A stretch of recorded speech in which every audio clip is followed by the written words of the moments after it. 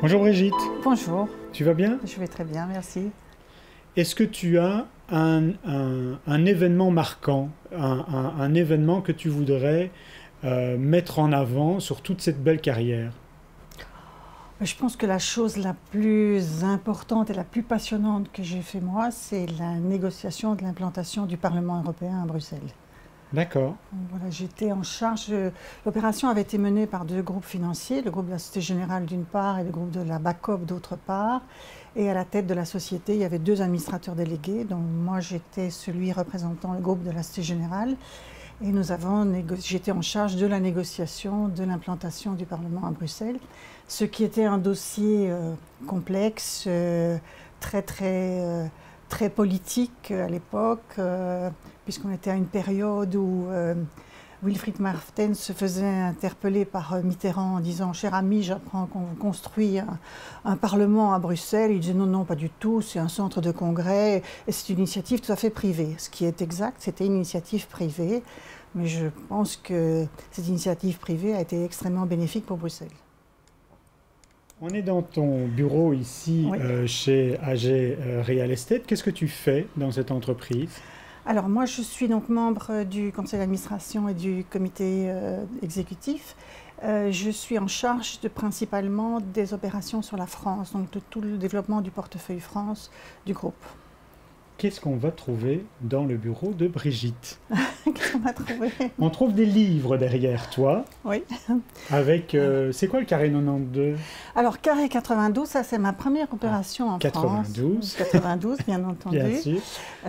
Et pourquoi 92? Parce que c'est un site que nous avons acheté, qui était une opération de 20 hectares du côté du bord de Seine, en nord de Paris. Nous étions dans les Hauts-de-Seine et il fallait bien marquer qu'on était dans les Hauts-de-Seine, et donc on a rajouté au nom de carré, et je vais revenir tout de suite au nom de carré, le terme 92 pour bien montrer qu'on n'était pas dans le 93 qui n'était pas bien vu par les opérateurs. Ah, c'est ça. Voilà. C'est ça. Et donc le carré? Et le carré, c'est un espace, on a développé un grand campus, un espace, ça par référence à ce qu'on a dans le carré sur un bateau, le carré des officiers où on prend les décisions. Donc c'était indiqué que c'était un endroit où on allait pouvoir se réunir et gérer des entreprises.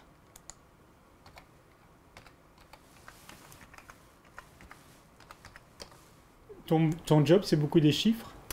C'est un job qui est pluridisciplinaire, donc ça je pense que c'est la définition d'être un développeur, c'est d'être un chef d'orchestre qui doit pouvoir gérer à la fois un produit physique, technique, donc qui est un objet qu'on va construire. C'est un objet qui est financier puisqu'il est destiné aussi à être un investissement, donc il est très financier. Il est très juridique parce qu'une opération de promotion immobilière, ce sont des obstacles qu'on doit passer chaque fois qu'ils se traduisent par un contrat. Il y a le contrat d'acquisition des fonciers, il y a le contrat qu'on va passer avec toute la maîtrise d'œuvre, les contrats qu'on va passer avec les entreprises, les contrats qu'on va passer avec les utilisateurs, avec le futur investisseur, les contrats de financement. Donc ça, chaque fois, c'est une étape qu'on doit passer qui se traduit par un contrat juridique. Et puis il y a aussi tous les aspects commerciaux, puisqu'il faut trouver les occupants et donc bien positionner son produit par rapport au marché. Est-ce qu'on peut parler du début? Le début, les études. Alors moi j'ai fait des études finalement de sciences politiques. Oui. J'ai fait la double licence en sciences politiques et diplomatiques et en sciences diplomatiques et administratives. Et je me suis spécialisée en urbanisme. Donc j'ai fait un mémoire de fin d'études sur les plans de secteur, ce qui étaient les premiers plans d'urbanisme en Belgique. On m'avait proposé de rentrer à l'Institut de sociologie et puis j'avais envie de voir ce qu'il y avait de l'autre côté de la barrière plutôt que de rester dans l'académique. Et j'ai eu la possibilité de rentrer chez Charlie Depeau, qui était le promoteur belge à l'époque. Et donc je suis rentrée là, je me suis occupée de la coordination de tous les travaux supplémentaires sur l'opération Centre Monnaie, donc qui était occupée par la ville de Bruxelles, la Poste, les galeries en SPAC à l'époque, et Shell qui exploitait les parkings. Donc c'était une très très bonne école. Donc l'école de Pau, très bonne école. Qu'est-ce qui t'a intéressé dans l'immobilier? Pourquoi cette branche-là plutôt qu'une autre? Alors j'avais toujours, mon rêve quand j'étais adolescente, c'était de devenir architecte. Oui. Bon. Mais pourquoi tu n'as pas fait d'études d'architecte alors? Alors, parce qu'à l'époque, les filles, elles obéissaient encore à leur père. Et mon père rêvait d'avoir une fille avocat. Et il trouvait que ce n'était pas un métier pour une femme sur les chantiers, c'était pas bien. Et donc voilà, c'est comme ça que j'ai abouti et j'ai pas fait le droit, j'ai fait les Sciences Po. Tu lui dis merci aujourd'hui ou tu le regrettes? Alors je regrette, je reste persuadée que c'est tout de même l'architecture, c'est un très très très beau métier. Mon fils est devenu architecte et quand il m'a annoncé qu'il allait devenir architecte, je me suis dit que j'avais tout de même transmis quelque chose. Je ne sais pas si s'il m'en veut ou s'il ne m'en veut pas, mais enfin bon. Il a choisi sa voie. Oui, il a choisi sa voie. Tu ne l'as pas obligé. Je ne l'ai pas imposé, non, certainement pas. Pour toi, c'est quoi l'aptitude qu'il faut avoir pour faire ton job de développeur?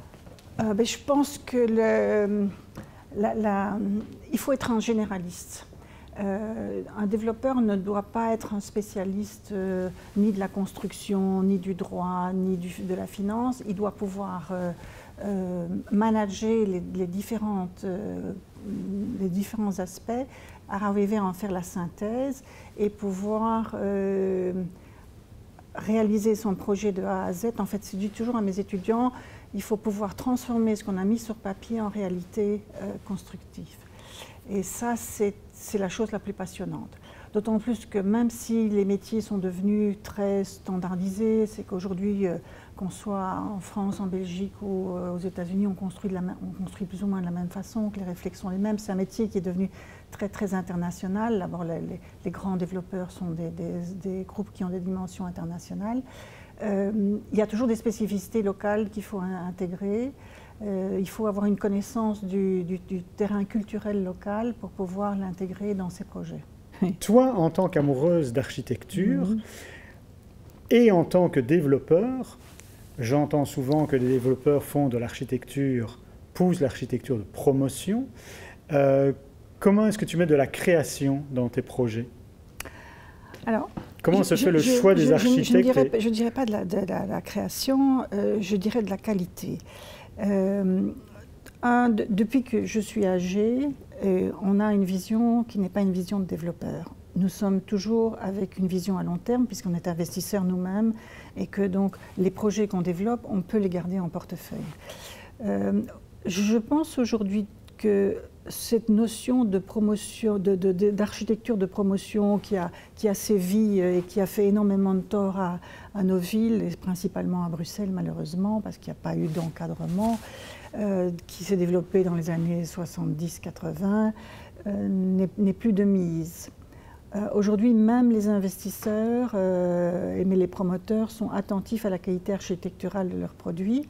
On a tout de même pris conscience qu'on avait un impact énorme sur la cité et que cet impact devait se traduire par une insertion du bâti dans l'environnement. Et on a aussi du côté du politique plus d'exigences. Donc je crois que cette caricature du promoteur qui construit vite et pas cher, c'est du passé. C'est du passé. Alors, malheureusement, je trouve qu'en Belgique, nous n'avons pas un cadre des autorités politiques suffisamment fort que pour... J'ai découvert ça en France, où il y a des sociétés d'aménagement public qui, quand ils ont un grand terrain, eh bien, ils organisent le développement, ils donnent les règles du jeu du développement et puis ils mettent à disposition des promoteurs les lots, mais avec des règles du jeu extrêmement précises. Et donc ça permet d'avoir la mixité voulue et que le projet réponde aux enjeux politiques. Bon, à Bruxelles, malheureusement, on est avec nos 19 communes et donc on n'a pas cette vision politique. Alors, ça, tu vois, c'est ce qu'on peut faire en France et qu'on ne parvient pas à faire en Belgique.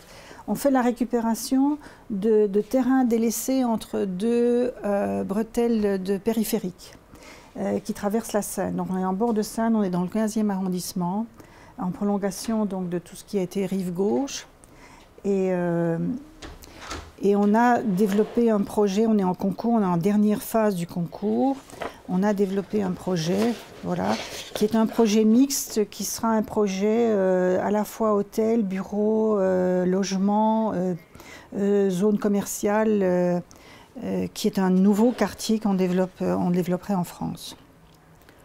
Alors, nos équipes ont beaucoup travaillé sur ce projet. On est avec 4 équipes d'architectes différents. On va s'arrêter là, non? Qu'est-ce que tu en penses? Je pense qu'on a fait un tour assez complet de ma vie professionnelle, oui. Très bien. Tu as des petits... tu dis vie professionnelle, du coup ça me fait penser... Il y a des choses qu'on doit savoir sur ta vie privée? J'ai une vie... Des passions? Écoute, j'ai pas beaucoup de temps de vie privée finalement. Ta vie privée, c'est ta vie professionnelle?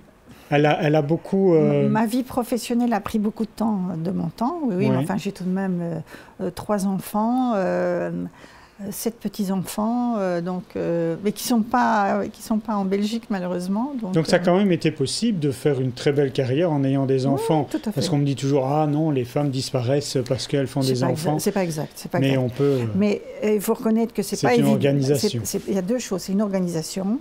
C'est qu'on travaille pour payer les nounous et l'encadrement nécessaire, ça c'est une chose, et qu'il faut un mari qui accepte le principe.